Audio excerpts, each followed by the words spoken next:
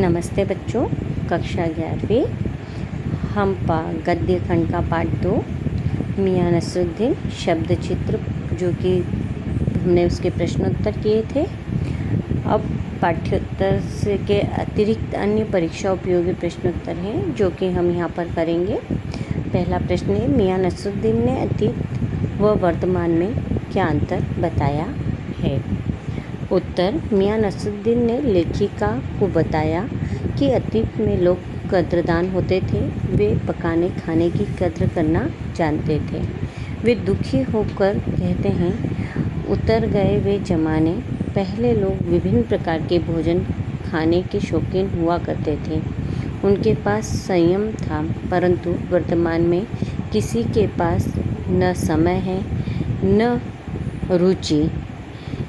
निकाली तंदूर से निगली और हजम। प्रश्न नंबर 2, मियां नसरुद्दीन अपने अधीनस्थ कर्मचारियों के प्रति कैसा व्यवहार करते थे। मियां नसरुद्दीन अपने अधीनस्थ कर्मचारियों के प्रति सम्मान का व्यवहार करते थे। काम भी खूब लेते थे तो मजदूरी भी अच्छी देते थे।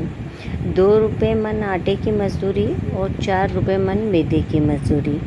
उनके मजदूर उनके पक्के शागिर्द हो जाते थे। प्रश्न नंबर 3, लेखिका कृष्णा सोबती ने अपने शब्द चित्र में किसका चित्र वर्णित किया है। उनकी कोई 2 विशेषताएं बताइए। उत्तर, लेखिका कृष्णा सोबती ने अपने शब्द चित्र में मियां नसरुद्दीन का चित्र प्रस्तुत किया है। वे खानदानी नानबाई थे। उनकी 2 विशेषताएं निम्नलिखित हैं। नंबर 1, मियां नसरुद्दीन खानदानी नानबाई होने के कारण 56 प्रकार की रोटियां बनाने में माहिर थे। वे परिश्रमी व ईमानदार थे। रोटी बनाने का हुनर परिश्रम से सीखा तथा अपने कारीगरों को पूरी मजदूरी देते थे।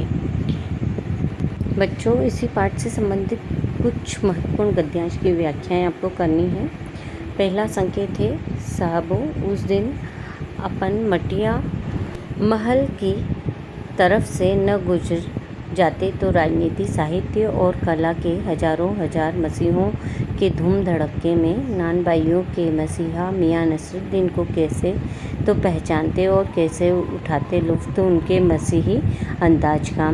हुआ यह कि हम एक दोपहरी जामा मस्जिद के आड़े पड़े मटिया महल में गड़ैया मोहल्ले की ओर निकल गए। एक निहायत मामूली अंधेरी सी दुकान पर पटापटाटे का ढेर संते देख ठिठके। सोचा सेवइयों की तैयारी होगी, पर पूछने पर मालूम हुआ खानदानी नानबाई मियां नसरुद्दीन की दुकान पर खड़े हैं। मियां मशहूर हैं 56 किस्म की रोटी बनाने के लिए। यह आपका संकेत था। अब इसका संदर्भ है कि प्रस्तुत पंक्तियाँ हमारी पाठ्यपुस्तक आरोह के प्रसिद्ध शब्दचित्र मियां नसरुद्दीन शीर्षक से अवतरित हैं। इसकी लेखिका हिंदी कथा साहित्य में विशिष्ट स्थान रखने वाली कृष्णा सोबती जी हैं। प्रसंग, लेखिका ने एक ऐसे नानबाई का चित्रण किया है जो अपने खानदानी पेशे रोटियां पकाने में माहिर है। उसी प्रकार उनका बात करने का भी अनोखा अंदाज है।